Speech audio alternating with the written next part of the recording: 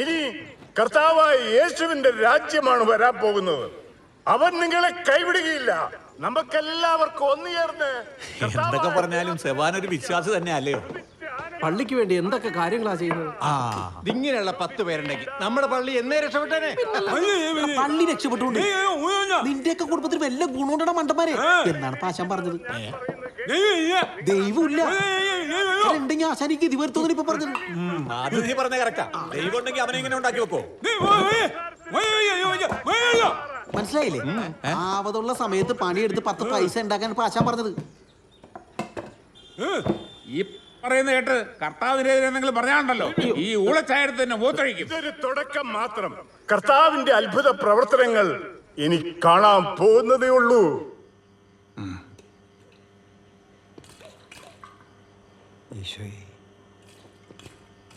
ആശാനെ, മരുന്ന് കഴിക്കുന്നുണ്ടല്ലോ അല്ലേ? കഴിക്കുന്നുണ്ട് അച്ഛാ. ആ, എന്നാ പിന്നെ ഞങ്ങൾ ഇറങ്ങട്ടെ. കാലത്ത് തുടങ്ങിയ യാത്രയില്ലയോ? 2 ദിവസം കൊണ്ട് ഇടവകയിലെ എല്ലാ വീട്ടിലും ചെന്ന് എത്തണം. എല്ലാവരും മുടങ്ങാതെ പള്ളിയിൽ പ്രാർത്ഥനയ്ക്ക് എത്തിക്കുന്നവരെ ഒരു സമാധാനമില്ല. എല്ലാം ശരിയാവും. എന്റെ എല്ലാമായ ആശാനെ, ഈ അവസ്ഥയിലും നിങ്ങൾ പൊന്നുപോലെ നോക്കുന്നതിൽ എനിക്ക് വലിയ സന്തോഷമുണ്ട്. ആശാനെ, എങ്ങനെയുണ്ട്? നിനക്ക് സുഖാണോടാ? സുഖാണ്. നമ്മുടെ പഴയ പെരുന്നാൾ കാലമൊക്കെ ഓർക്കണണ്ടാ?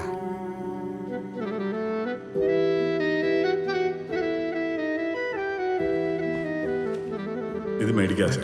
അല്ല, ഞാനല്ലേ തരുന്ന ആശാനെ. എന്തായി പറയുന്നേ? തവാനെ, ഇറങ്ങണ്ട. വരുവാച്ച. അച്ഛാ, വല്ലതും കഴിച്ചിട്ട് പോവാം. ഇപ്പൊ വേണ്ട അനിയമ്മേ. ആ ബെസ്റ്റ്. എന്റെ പെമ്പറന്നോത്ത് അച്ഛന്റെ മേടെ കൊണ്ടുവന്ന് വെച്ചിട്ട് ഫുഡ് പിന്നെ ആര് കഴിക്കും? ഇങ്ങട് ആശാൻ കിടക്കണ കിടപ്പ് വേണ്ട. ആയ കാലത്ത് തന്നെ ഊത്തായിരുന്നു. ഗോൺസാൽവസ് അല്ല, ക്ലാരനറ്റ്. നമ്മളെ കൊണ്ടാവുന്ന പോലെ അവരെ സഹായിക്കണം. ആശാൻ വീണ് പോയത് കൊണ്ടാ. അല്ലേ എങ്ങനെ ജീവിക്കേണ്ട പിള്ളേരാ? ഒരു കണക്കിന് ആശാൻ ഭാഗ്യവാനാ. പണിക്കൊന്നും പോകണ്ടല്ലോ.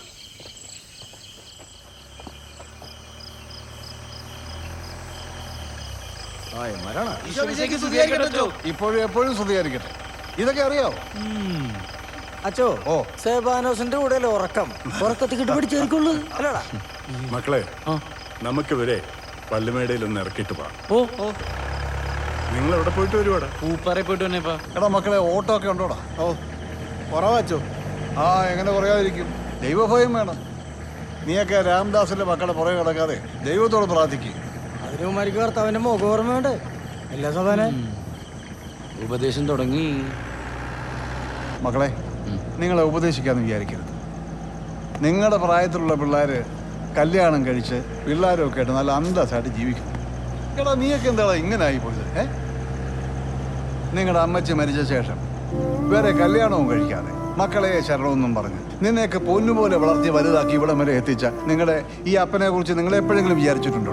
ഈ പ്രായത്തിലും അങ്ങനെ അവിടെ ഇവിടെ നിന്നൊക്കെ കടവ് വാങ്ങിച്ച് നിനക്കൊക്കെ ജീപ്പിന് ജീപ്പ്, സ്കൂട്ടറിന് സ്കൂട്ടർ ഇതൊക്കെ വാങ്ങിച്ചു തരുന്നില്ലയോ? നിങ്ങൾ എപ്പോഴെങ്കിലും ഇങ്ങനെ കുറിച്ചൊന്ന് ആലോചിക്കാറുണ്ടോ? ആലോചിക്കാറില്ല. ഈടാ, ഈ 10-65 വയസ്സായിട്ടും നിനക്കൊക്കെ വെച്ചും വിളമ്പി തന്ന് നിന്റെയൊക്കെ തുണി കോണനും നനച്ച് അങ്ങനെ നശിച്ചൊരു പരുവായിരിക്കുക. ഓ, 2 മക്കളും മാറി വന്നിരിക്കുന്നു. അവര് പിള്ളേരല്ലേ? എന്തിനാ യോമാരെ പറയുന്നത്? ഇയാളെ പറഞ്ഞാ പോരെ? വളർത്തു ദോഷം.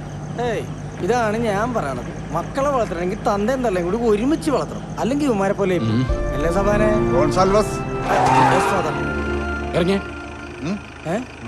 എന്താ സ്റ്റോപ്പ് എത്തി. Good night. ശരി മക്കളെ, ഗുഡ് നൈറ്റ്.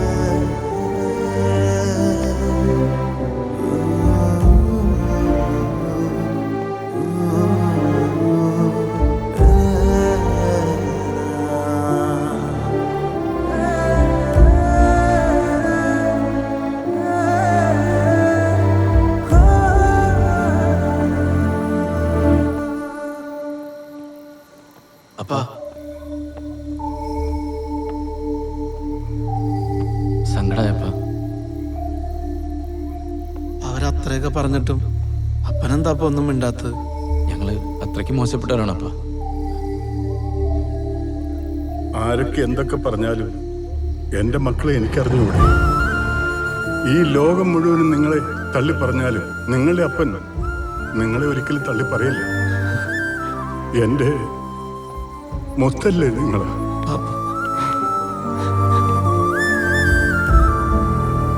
എൻ്റെ മേരി നിങ്ങളെ രണ്ടുപേരെയും എൻ്റെ കയ്യിൽ ഏൽപ്പിച്ചു പോയപ്പോൾ എന്നോട് ഒരു കാര്യമേ പറഞ്ഞുള്ളൂ, എൻ്റെ മക്കളെ പൊന്നുപോലെ നോക്കിക്കോണേ എന്ന്. സത്യം പറയടാ, നിങ്ങളെ രണ്ടുപേരെയും ഈ അപ്പൻ പൊന്നുപോലെ അല്ലേടാ നോക്കുന്നേ? അല്ലെന്ന് ഞങ്ങൾ പറഞ്ഞ അപ്പ നോക്കി, ഞങ്ങൾ ഇനി മുതൽ രണ്ടുപേരും പള്ളിയിലേക്ക് വന്നോളാം. ഉറപ്പ്. ആ, നല്ല കാര്യം. പക്ഷേ നാട്ടുകാരെ ബോധിപ്പിക്കാൻ വേണ്ടിയിട്ട് പള്ളിയിൽ പോയിട്ട് കാര്യമില്ല. ജീവിതം ഒന്നേ ഉള്ളടാ, അത് നിങ്ങളുടെ ഇഷ്ടത്തിന് ആസ്വദിച്ച് ജീവിക്കടാ. നിങ്ങളുടെ അപ്പനില്ലാത്ത വിഷമം ഇവിടെ ആർക്കും വേണ്ടടാ. പോയി പണി നോക്കാൻ പറയടാ ഓരോരുത്തരോട്. അതാണ് ഞങ്ങളുടെ അപ്പൻ. അത്രേ ഉള്ളൂ.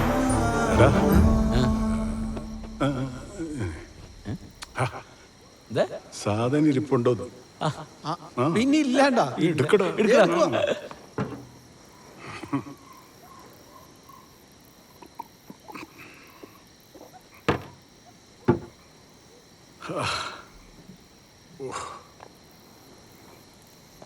എടാ മക്കളെ, ഓ ഇതൊക്കെ കാണാൻ എന്റെ മേരി ഇല്ലാതെ പോയല്ലോടാ. ഓർണോട് ഒഴിയടാ.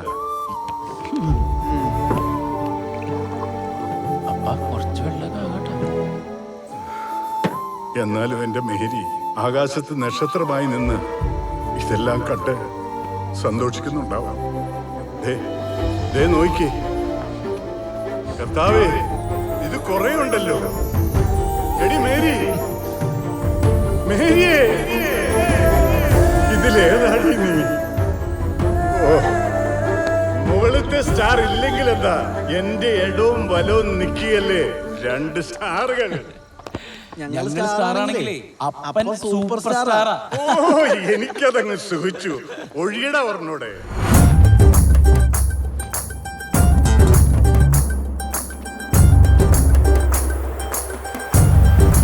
മുണ്ട് മുടക്കടാ.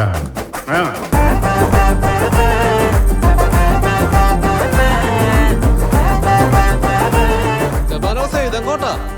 പള്ളിയിലേക്കാ. ഇന്ന് എന്റെ മേരിയുടെ ഓർമ്മ ദിവസാ. ഇന്ന് 3 പേരും ഒന്നിച്ചാണല്ലോ. ഇതൊരു പുതിയൊരു കാഴ്ചയാണല്ലേ? ആ, ഇനി ഇങ്ങനെയാ.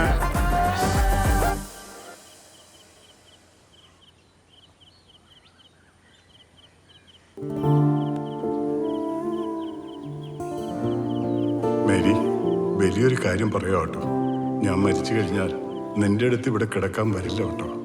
എൻ്റെ ബോഡി മെഡിക്കൽ കോളേജിലെ പിള്ളേർക്ക് പഠിക്കാൻ കൊടുക്കുക. അത് വലിയൊരു പുണ്യപ്രവൃത്തിയാണ്. അതിൻ്റെ പേരിൽ നീ എന്നോട് പിണങ്ങില്ലല്ലോ. എൻ്റെ ആഗ്രഹം സാധിച്ചു തരാമെന്ന് നമ്മുടെ മക്കൾ സമ്മതിച്ചടി.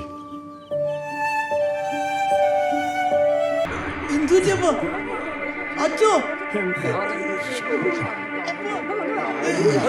വെള്ളം കൊണ്ടുവന്നേ, വെള്ളം കൊണ്ടുവന്നേ.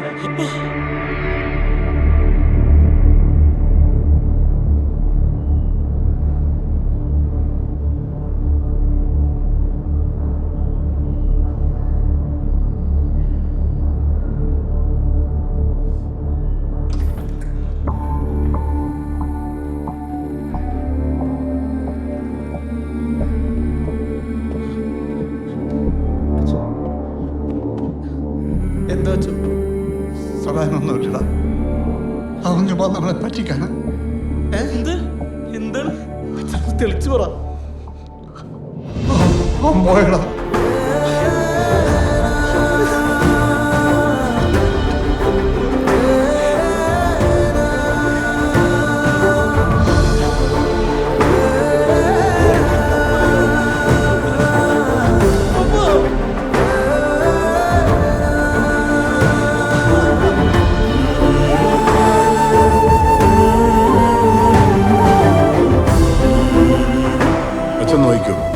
ഒരിക്കലും നമ്മുടെ ഈ പള്ളി ലോകം മുഴുവനും അറിയപ്പെടും. ഇവിടെ വിശ്വാസികളെ കൊണ്ട് നിറയും. ആ ജനസാഗരങ്ങളെ സാക്ഷി നിർത്തി എൻ്റെ ജിജോയുടെയും ജിൻഡോയുടെയും വിവാഹം ഞാനിവിടെ വെച്ച് നടത്തും. ഓ, എനിക്കതങ്ങ് സുഖിച്ചു. ഒഴിയട പറഞ്ഞൂടെ? എല്ലാം ശരിയാവും അച്ഛാ. എടി മേരി,